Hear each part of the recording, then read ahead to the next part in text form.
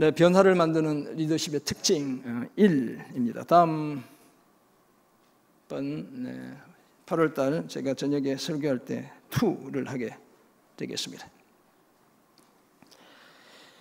노예 해방하면 떠올리는 대표적인 사람은 미국의 16대 대통령 아브라함 링컨이죠.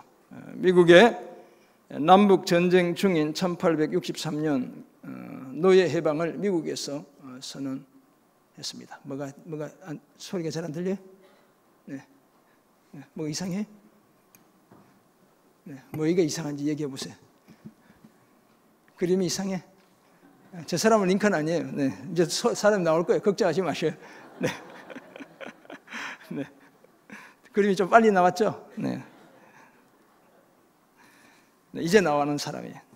그런데 그 이전에 영국에서는 한 신앙인의 50년간에 걸친 끈질긴 노력으로 노예 제도가 이미 폐지되어 있었죠. 그 사람이 영국의 양심으로 불리는 윌리엄 윌버포스라는 사람입니다. 바로 저 그림의 사람인 거예요. 이제 부유한 가정에서 태어난 아주 귀족 집안에서 태어났죠. 윌버포스는 약관인 21살 때 하원 의원에 당선이 됩니다. 정치에 입문했죠. 친구 밀러라는 사람을 통해 회심하게 되고 유럽 여행 중에 윌리엄 로라는 분이 쓴 경건하고 거룩한 삶을 위한 부르심이라는 책을 읽고 전적으로 하나님께 회심하게 됩니다. 삶의 목적과 부르심이 정치를 통해 하나님을 섬기는 것이라는 사실을 깨닫곤 영국의 사회 도덕적 개혁을 강하게 부르짖습니다. 1825년 건강상의 이유로 의원직을 그만둘 때까지 윌버포스는 지칠 줄 모르는 열정으로 가난하고 소외된 사람을 위해 일했습니다. 선교를 위해 선교사 협회와 성서공회의 활동에 참여했고 전도를 위해 자신의 회심의 스토리를 책으로 펴내기도 했습니다. 이런 윌버포스가 이룬 최대의 공적이 앞에서도 말씀드린 노예 제도의 폐지였던 것이죠. 엄청난 반대가 있었고 살해의 위협도 무릅써야 했습니다. 그렇지만 자신의 그 거룩한 꿈을 포기하지 않았죠. 1788년 처음 반노예제 운동을 시작해 18년 뒤인 1806년에 노예 매매 폐지안을 입법화했습니다. 의원직을 1825년 사퇴한 후에도 계속 그 활동을 시작했고 그리고 1833년 그가 숨지기 며칠 전 마침내 영국에서 노예 제도의 폐지라는 역사적인 성과를 만들어내게 되었습니다.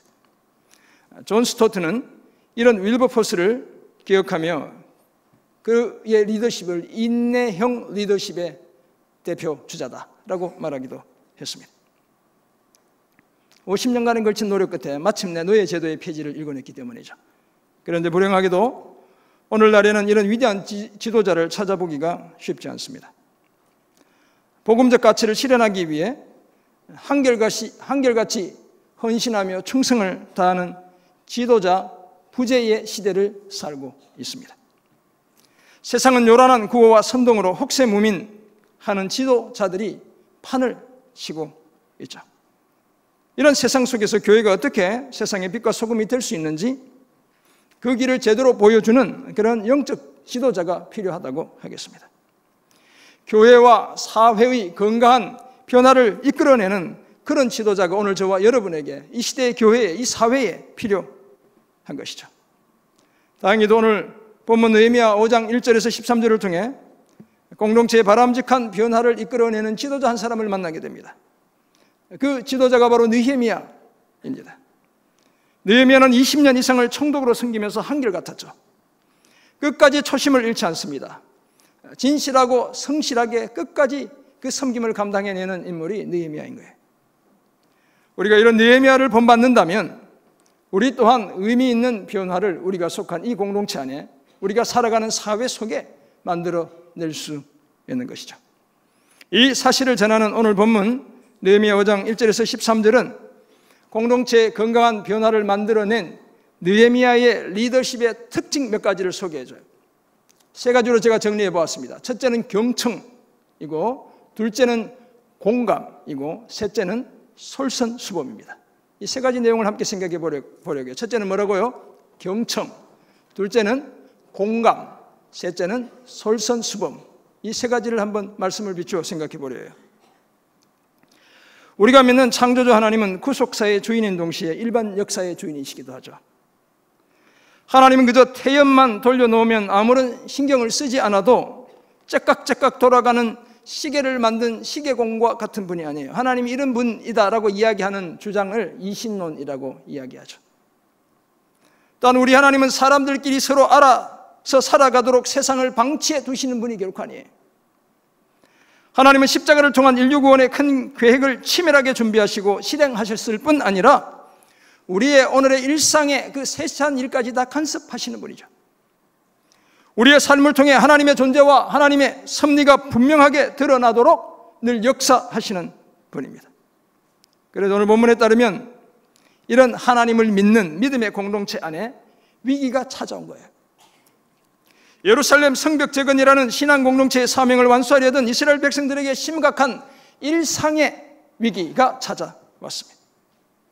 공동체 안에 먹고 사는 문제로 힘들어하는 사람들이 기하급수적으로 늘어나기 시작한 것입니다. 오늘 어쩌면 우리 이 시대의 우리의 모습이다라고 이해할 수 있어요. 오늘 본문은 느헤미야를 중심으로 언약 공동체를 엄습한 가난이라는 위기, 그 경제적인 부족함이라는 위기를 어떻게 극복해 나가는지를 보여주고 있습니다.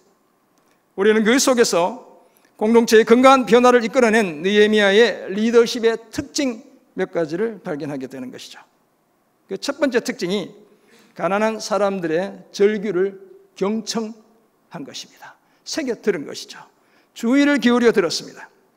오늘 본문은 이스라엘 백성들의 절규로 시작됩니다.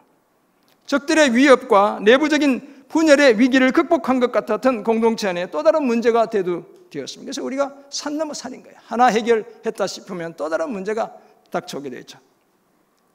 그 문제는 다름 아니라 입에 풀칠조차 하기 어려운 심각한 가난의 문제였습니다. 입에 거미줄을 쳐야 하는 극심한 흉년이 찾아왔기 때문이죠.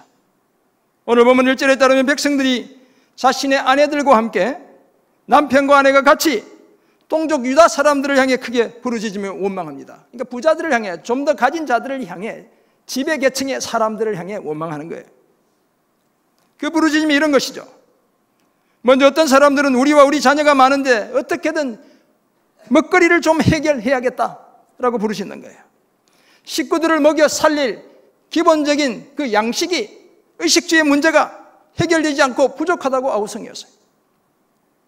어떤 사람들은 조상 대대로 물려받은 3절을 보면 밭과 포도원과 집이라도 저장을 잡히고 이 흉년에 곡식을 좀 얻어야 되겠다, 먹고 사는 문제를 해결해야 되겠다라고 말하죠.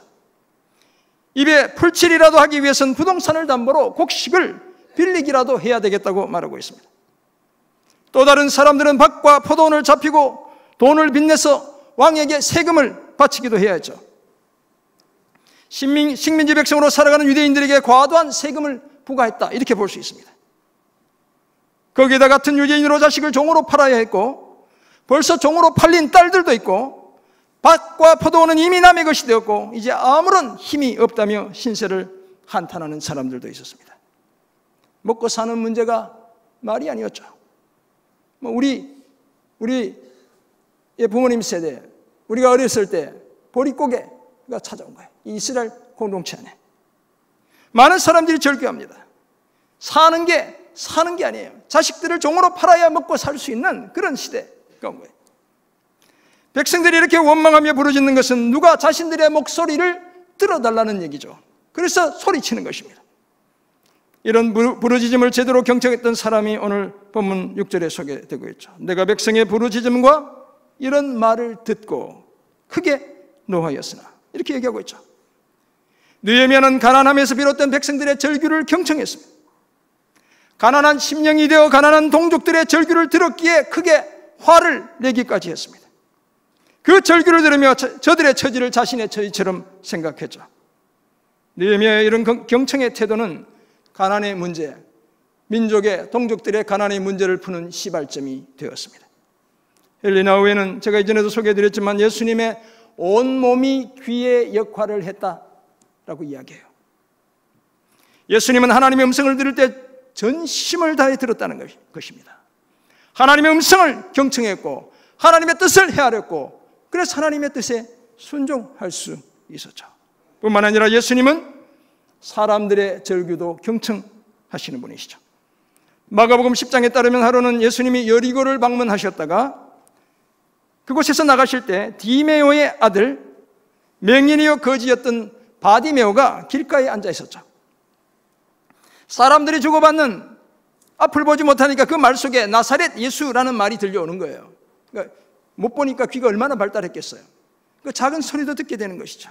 그 나사렛 예수 일행이 지나간다는 그 소리를 듣고 다윗의 자손 예수여 나를 불쌍히 여기소서 라며 소리 지르죠. 많은 사람들이 꾸짖습니다. 잠잠하라고 이야기합니다. 그러자 더욱 크게 소리를 지르며 다윗의 자손 예수여 나를 불쌍히 여기소서라고 외치죠. 그러자 예수님이 가던 걸음을 멈추시고 그를 부르라고 말씀하셨어요. 눈도 멀고 가난한 디메오의 아들 이 바디메오의 절박한 외침을 주님이 온몸이 귀가 되어 듣고 계셨던 거예요. 보기를 원하는 그에게 내 믿음이 너를 구원하였다 말씀하셨고 그를 고쳐주셨죠.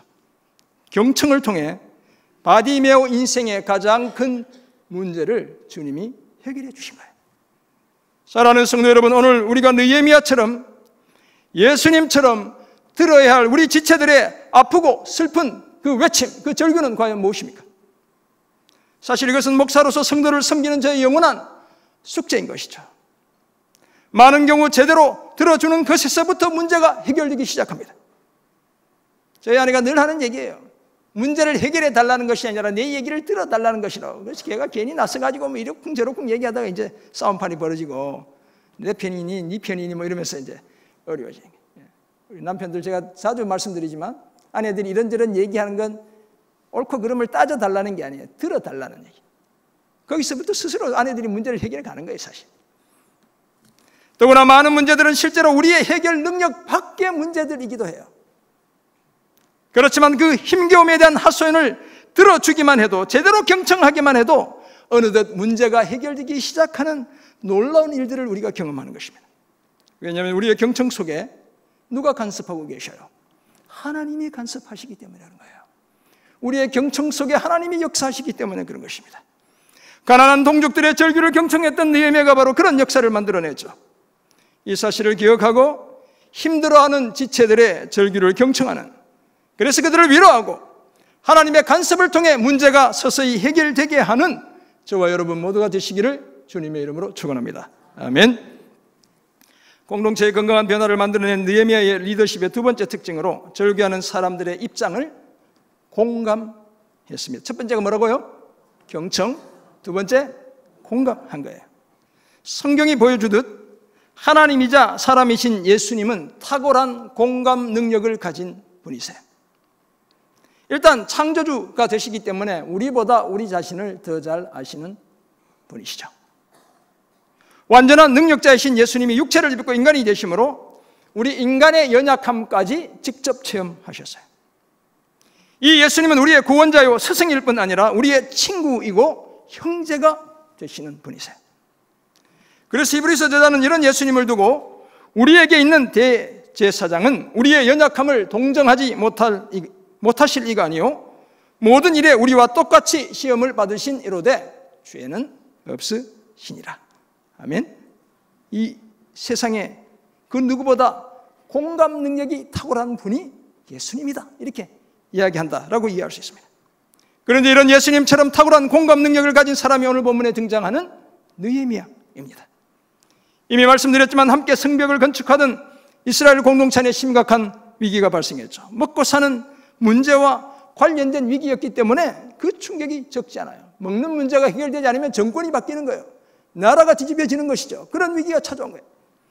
학자들은 성벽을 건축하던 시기가 가을 추수 때였다고 봅니다. 따라서 성벽 건축에 노동력을 투입한 많은 가게들에서 제대로 곡식을 수확하지 못했고 그것이 사회적인 문제를 촉발했다, 이렇게 보기도 해요. 게다가 오늘 보면 3절에 따르면 흉년이기까지 했던 것이죠. 거둬들일 곡식조차 충분하지 않았습니다. 거기에다 빈익빈 부익부를 심화시키는 오늘 보면 이야기하고 있잖아요. 불합리한 경제 시스템은 불난집에 부채질하는 꼴이 되고 말았습니다. 그런 잘못된 사회 시스템이 빚어낸 불협화음이 오늘 본문 1절에서 5절의 절규로 소개되는 것이죠. 마침내 그런 불균형과 불공평을 참지 못한 백성들의 절규가 들리기 시작했습니다. 우선은 백성들과 저들의 아내가 큰 부르짖음으로 원망했죠. 이 부르짖음이라는 오늘 본문 5장 1절에 사용된 이 말은 애굽에서 학대받던 이스라엘 백성들이 못 살겠다고 부르짖던 바로 그 동일한 부르짖음이라는 단어가 같이 사용되고 있어요. 못 살겠다는 거예요. 날품을 팔아 가족들을 먹여 살려야 하는데 성벽 건축에 투입되고 보니 먹고 살 일이 막막했죠. 추수 때는 되었지만 곡식을 담아둔 장독은 텅텅 비어 있었습니다. 그런 상황 속에서 그들은 먹고 살게 해달라고 절규했습니다. 두 번째 부르짖음은 밭과 포도원은 있지만 흉년으로 인해 제대로 수확하지 못한 사람들에게서 나왔죠. 자신들이 가진 밭과 포도원을 담보로 제공하고서라도 먹거리를 구해야 해야 했죠. 세 번째 부르짖음은 보유 부동산에 대한 과다한 보유세를 낸 사람들에게서 나온 것이죠. 투기 목적이 아니라 농사를 짓기 위해 보유한 밭과 포도원에 대해 과다한 세금을 내고 보니 먹고 살 일이 막막했어요. 우리 중에도 그런 분이 계실지 몰라요. 보유세가 많이 올랐죠. 아파트 갖고 계신 부동산 현금화 당장 되지 않는데 보유세는 올라서 세금을 내려고 하니 쉽지 않으시죠. 그래도 한국은 다행이에요. 제가 교회하면서 미국에 집을 41만 불짜리 한 채를 샀더니 세금이 10,000불이 나서 10,000불이 1,000만 원. 그 작은 집 한 채에 세금이 10,000불이 나오고 그건 다 현금으로 내야 돼. 집은 있지만 현금 10,000불이 미국 사람들 쉽지 않은 거야. 그래서 이 몰기지 론이 왔을 때 많은 집들이 좋은 집들이 다 포클로즈 된 거야. 다 파산 선고 나서 은행에 다 잡혀가는 그런 집들이 되고 만 거야. 우리가 작은 부동산이 있지만 돈을 만들어서 내려면 쉽지 않은 거예요. 그래서 보유세를 함부로 막 올리면 무수한 서민들이 피해를 보게 되겠죠. 이런 상황 속에서 밭과 포도원은 이미 남의 손으로 넘어가 버렸고 더러는 자녀를 종으로 팔아 목숨을 연명해가는 사람들이 생겨났습니다.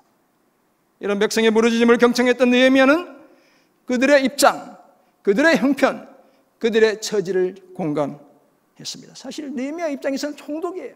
왕궁에서 떵떵거리며 살던 사람이에요. 엄청난 부자죠. 20년간 총독의 녹을 12년간 이제 본문이 다음 주에 보게 될 텐데 총독의 녹을 받지 않아도 살 수 있는 그런 부자였단 말이에요. 그럼에도 불구하고 가난한 동족들의 절규하는 동족들의 형편 처지 입장에 공감했던 것이죠. 느헤미야의 공감 능력은 오히려 모든 사태를 신중하게 헤아리게 했습니다. 첫째는 그냥 화를 막 냈죠. 근데 두 번째 보면 깊이 생각하는 거예요. 그죠? 7절 깊이 생각하고 이렇게 7절이 시작하고 있습니다. 냉정을 되찾고 무엇이 문제인지를 깊이 생각했다는 거예요. 깊이 생각했다는 이 말이 문자적으로는 스스로 자기 마음에 상담했다 이렇게 번역할 수 있어요. 이 문제를 해결하기 위한 가장 적절한 조치가 무엇인지 그만큼 주의 깊게 생각했던 것이죠. 그리고는 공동체에 필요한 조처를 취했습니다. 우선 가진 사람들이 자신들이 가진 문제가 무엇인지 정확히 볼 수 있도록 그 사실을 구체적으로 언급했습니다. 그 일환으로 귀족들과 민장들을 꾸짖었죠. 부자들과 관리자들을 꾸짖었다는 거예요. 사회의 지배계층의 잘못이 무엇인지를 지적했다는 거예요.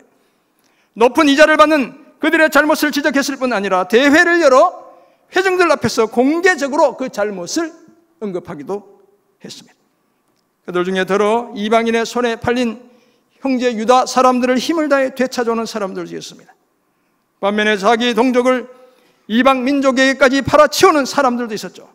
그래서 그 사람들을 되사와야 했다고 말하기도 해요. 하나님께서 그들의 마음에 찔림과 감동을 주셨는지 그들은 느헤미야의 문제 지적에 대해 아무런 반론을 제기하지 못한 채 잠잠할 뿐이었습니다. 사랑하는 성도 여러분, 동족들의 절규를 경청했던 느헤미야가 공동체의 건강한 변화를 만들어낼 수 있었던 또 다른 요인 중에 하나가 바로 저들의 형편, 저들의 처지, 저들의 입장에 공감했기 때문이었습니다. 가난한 심령을 가지고 가난한 사람들의 입장을 이해했기 때문에 가능한 일이었습니다. 만약 자기의 지위나 권력에 취해 어떻게든 그것을 더 누리려 했다면 못 살겠다고 아우성인 동족들을 향해 뭐라고 얘기했겠어요? 게을러서 그렇지, 불성실해서 그렇지, 왜 내가 책임져야 돼? 이렇게 얘기했을 거예요. 게을러서 가난한 것을 가지고 왜 이렇게 난리냐고 말했을 것입니다. 그러나 느헤미야는 그렇게 하지 않았습니다. 저들의 입장을 헤아렸습니다. 저들의 처지에 공감했습니다. 그래서 정말 무엇이 문제인지 제대로 볼 수 있게 되었습니다. 그리고는 지배계층의 잘못된 삶의 행태를 지적했죠. 거기에서부터 건강한 공동체의 변화가 시작되었습니다. 이 사실을 기억하고 공감을 통해 지체들의 형편과 처지를 제대로 헤아려 한쪽으로 치우치지 않는 건강한 변화를 만들어내는 저와 여러분 모두가 되시길 주님의 이름으로 축원합니다. 아멘. 변화를 만드는 느헤미야의 리더십의 마지막 특징, 사실 경청과 공감은 어떤 의미에서 보면 수동적이고 소극적인 것이죠. 마지막 특징은 문제 해결을 위해 솔선수범한 것입니다. 적극적으로 나선 거예요. 예수님이 제자들을 부르실 때 이렇게 말씀하셨죠. 나를 따라오라. 내가 너희를 사람을 낚는 어부가 되게 하리라. 주님이 이렇게 말씀하셨어요. 주님이 뭐라고 얘기하셨다고요? 나를 따라오라. 이렇게 얘기한 거예요. 그죠? 엄청 주님이 자신이 있으신 거죠. 내가 솔선수범하겠다 이런 얘기를 하시는 거예요. 주님이 지금. 그러면 나를 따라오기만 하면 내 제자가 되는 거야. 주님이 이렇게 얘기하시는 거예요. 낚시를 하는 유유자적한 삶으로 주님이 제자들을 초대한 게 아니죠. 이 사람을 낚다라고 얘기할 때는 이 그물질을 해서 낚는 그 수고로움, 밤새도록 그물질하는 그 수고로움을 이야기하는 거예요. 요즘 낚시 인구가 뭐 수백만이라는데 그냥 하나 들여놓고 한 마리 잡히든지 말든지 이렇게 앉아서 맛있는 거 먹어가면서 라면 끓여 먹고 이런 낚시를 이야기하는 거예요. 밤새도록 그물을 던져 수고해서 노력하고 물고기 잡아내는 그런 낚시죠. 그런 걸 이야기하는 것이죠. 그 수고로움으로 주님이 부르신 거예요. 자신이 솔선수범하시고 제자들도 그 일에 동참하기를 기대하셨죠. 이렇게 말씀하신 예수님은 인류가 해결하지 못한 가장 큰 문제, 죄와 사망의 문제를 해결하시기 위해 이 땅에 오신 분이시죠. 그래서 솔선수범하시며 십자가를 주님이 지신 거예요. 자신을 희생제물로 드림으로 죄와 사망의 문제를 단번에 다 해결해 주셨습니다. 이런 예수님이 나중엔 어떻게 말씀해요? 마태복음 16장 24절로 가면 누구든지 나를 따라오려거든 자기를 부인하고 자기 십자가를 지고 나를 따를 것이니라. 주님이 이제 이렇게 이야기하셔요. 앞에서는 나를 따라오라, 내가 사람 낚는 어부 되게 해줄게 이렇게 얘기하셨던 주님이 자기 부인하고 자기 십자가 지고 나를 따르라고 얘기하셨죠. 왜냐하면 솔선수범의 리더십엔 자기 희생이 필연적이기 때문에 그렇습니다. 이런 예수님을 닮은 리더가 바로 느헤미야였습니다. 느헤미야도 공동체가 직면한 문제를 솔선수범하며 해결했죠. 오늘 보면 구절에 따르면 아무런 대꾸도 하지 못한 지도자들에게 너희의 소행이 좋지 못해 대적들인 이방 사람들조차 비방할 정도이니 이제는 우리 하나님을 경외하는 가운데 행하자라고 말합니다. 하나님의 뜻에 순종하여 고아와 과부와 나그네와 가난한 자로 지칭되는 사회적인 약자들을 배려하며 살자는 그런 제안이었죠. 그리고는 자신과 자신의 형제들과 자기 수하의 사람들도 돈과 양식을 구워준 적이 있는데 이제는 솔선수범해서 그 이자 받기를 그치겠다라고 말하는 것입니다. 가난한 동족들을 상대로 더 이상 이자놀이 하지 않겠다고 말했습니다. 그리고는 저들에게 오늘 당장 담보로 맡아둔 밭과 포도원과 감람원과 집을 돌려주고 돈과 곡식과 포도주와 기름을 빌려주고 받은 100분의 1 이렇게 되죠, 우리 성경은. 근데 실제는 이 100분의 1이라는 말이 이제 번역을 100분의 1로 해서 그런데 이자, 그런 것들을 빌려주고 받는 이자를 가리키는 거예요. 그 이자도 돌려주라고 이야기하는 겁니다. 사실 이 요구는 율법의 규정보다 훨씬 더 큰 희생이 필요한 규정이죠. 그럼에도 그 말을 들은 귀인들과 민장들, 지배계층은 그 말대로 행하고 아무것도 요구하지 않겠다며 순종했습니다. 그 마음이 변치 않도록 제사장 앞에서 그렇게 할 것을 맹세하기까지 했던 것이죠. 그리고는 옷자락을 터는 퍼포먼스를 보이기까지 하며 만약 자기의 말대로 행치 않는 자는 모두 하나님께서 그 집과 산업에서 털어버리시고 이렇게 털려 빈손이 되고 말 것이다 라고 말하기도 합니다. 약속을 불이행하는 자를 공동체에서 떼어내시고 그가 가진 모든 재산도 그 손에서 텅 비게 하실 것이다 라고 말하는 것이죠. 솔선수범하는 느헤미야 요청의 회중들이 다 아멘으로 화답하며 여호와를 찬송했습니다. 자신들이 말한 대로 실제로 행했다고 오늘 보면 13절이 이야기하고 있죠. 경청과 공감과 솔선수범을 통해 마침내 공동체의 건강한 변화를 만들어냈던 것이죠. 사랑하는 성도 여러분, 느헤미야의 솔선수범이 없었다면 이런 개혁은 불가능했습니다. 나는 바뀌지 않으면서 남보고 바뀌라고 하면 어떻게 바뀌겠어요? 나의 권리는 포기하지 않으면서 다른 사람들의 권리를 포기하라고 강요한다면 누가 진심으로 그런 요구를 따르겠습니까? 나는 헌신하지 않으면서 다른 사람에게 헌신을 기대하고 강요할 수는 없습니다. 느헤미야는 솔선수범하여 동족들을 못 살게 하고 대적들조차 비난하는 과도한 이자놀이를 그치겠다고 말했죠. 나보다 힘없고 가난한 사람들을 착취하는 그 일을 멈추겠다고 약속했고 실천했습니다. 이제 우리도 이런 삶을 힘써야 하는 것입니다.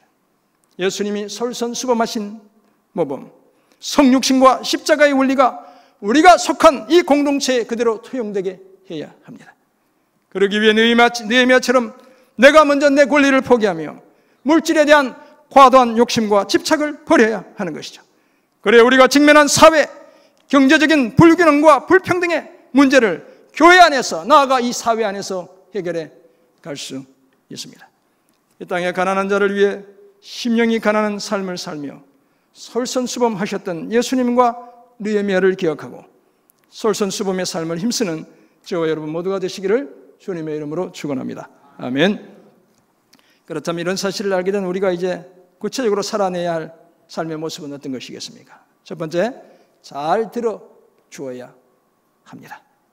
문제의 원인을 분석해서 앞으로 어떻게 행동해야 할지를 말해주는 일은 동일한 실수를 반복하게 하지 않도록 해주는 유익한 일이죠. 이런 문제 해결의 메커니즘이 제대로 작동하게 하기 위해서는 무엇보다도 잘 들어주는 자세가 필요한 거예요. 그런데 마음을 보지 못한 채 행동만 보고 그 문제를 해결하려 들면 잠시 효과를 거둘지는 몰라도 결과적으로는 오히려 그 문제를 악화시키는 경우가 허다합니다. 상대방의 마음을 제대로 보기 위해서는 잘 들어주는 경청의 자세가 먼저 필요한 것입니다.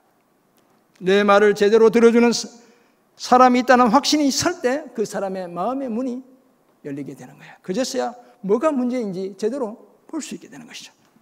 그러므로 성급하게 지적질하고 고치려 들지 말고 끝까지 잘 들어주어야 합니다. 우리 아내는 저보고 당신이 제발 좀 그렇게 이렇게 얘기하고 있을 거예요. 지금 속으로.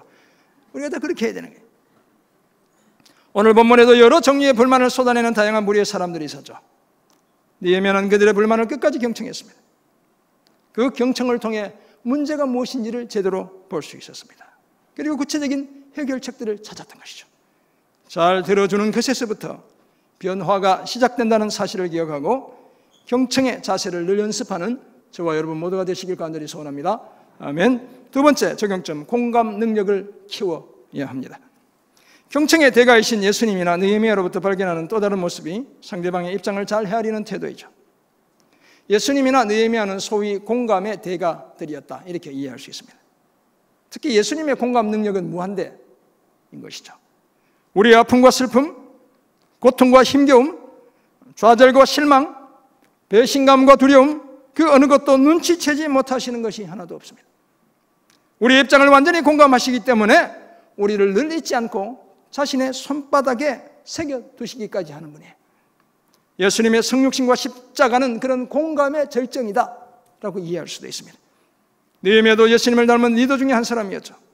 가난한 백성들의 절규를 들었습니다. 그들의 입장에 공감했습니다. 그 처지와 형편을 가난한 심령으로 헤아렸습니다. 그리고 저들의 필요를 채우는 변화의 틀을 마련했던 것이죠. 이런 예수님과 느헤미야를 본받아 지체들의 삶의 형편을 제대로 이해하는 공감 능력을 키워가는 저와 여러분 모두가 되시길 간절히 소원합니다. 아멘. 만약 우리가 사회 경제적인 공의와 정의가 무너지는 상황에서 끊임없이 침묵으로 일관한다면 그것은 올바른 그리스도인의 삶이라고 말할 수 없습니다. 그 반대로 불의와 부정을 무자비한 폭력의 힘으로, 물리적인 힘으로 뒤집는 것 또한 하나님의 뜻이 아닐 수 있습니다. 그렇지만 우리가 기억해야 할 사실은 하나님은 사람을 통해 역사를 주관하시고 또 그렇게 하시기를 기뻐하신다는 사실입니다. 하나님은 하나님이 친히 만드신 질서 안에서 사람을 통해 역사가 이어지는 것, 그것을 기뻐하시는 분이시죠. 그래서 다스림의 대행자인 사람을 지으신 여섯째 날에 제6일에 만드신 모든 것이 보시기에 심히 좋았더라 라고 말씀하신 것이죠. 앞에서 소개해드린 윌리엄 윌버포스나 오늘 본문의 느헤미야는 하나님의 다스림의 시대적 사명을 감당했던 그런 인물들입니다. 오늘 그 사실을 깨닫게 된 저와 여러분도 바로 이런 사람으로 이 시대를 살아내야 합니다. 그래야 우리를 통해 하나님의 존재와 하나님의 능력과 하나님의 성품을 세상 가운데 드러낼 수 있습니다. 이 어두운 시대에도 여전히 소망의 등불이 꺼지지 않게 할 수 있습니다. 사랑하는 성도 여러분, 사랑하는 청년 여러분, 느헤미야의 경청과 공감과 솔선수범은 하루아침에 이루어진 것이 아니죠. 경건을 연습하는 오랜 시간의 삶이 모여 그의 이런 성품이 만들어진 것입니다. 왕궁에서 술 맡은 관원으로서의 생활도, 예루살렘에서 총독으로서의 생활도 모두 그의 아름다운 성품을 연습하는 훈련 도장이요 학교였던 것입니다. 윌리엄 윌버포스가 노예제도 폐지를 위해 50년을 일했던 것처럼 하나님 나라의 재건을 위해 끊임없는 경건한 삶의 연습이 있었기에 가능한 일이었습니다. 이 시대의 부조리, 부정부패 앞에서 말 잘하는 교회의 리더는 교회 안팎에 많이 존재하죠. 말 잘하는 리더는 교회 안팎에 많이 존재합니다. 그러나 진정한 리더는 정말 부족한 거예요. 도덕성을 갖추고 경청하고 공감하고 솔선수범하는 리더가 절대적으로 부족한 시대를 살고 있습니다. 이제 우리에겐 또 한 사람의 느헤미야가 필요합니다. 삶을 통해 가슴으로 말하는 바로 그 리더가 저와 여러분에게 필요한 거예요. 그래야 이 교회와 이 사회에 소망이 있기 때문입니다. 오늘 저와 여러분이 바로 그런 리더의 한 사람이 되어야 할 줄 믿습니다. 위기 중에 공동체의 건강한 변화를 만들어내기 위해 잘 듣는 연습을 멈추지 않고 공감 능력을 날마다 키워가는 그런 저와 여러분 모두가 되시기를 주님의 이름으로 축원합니다. 아멘.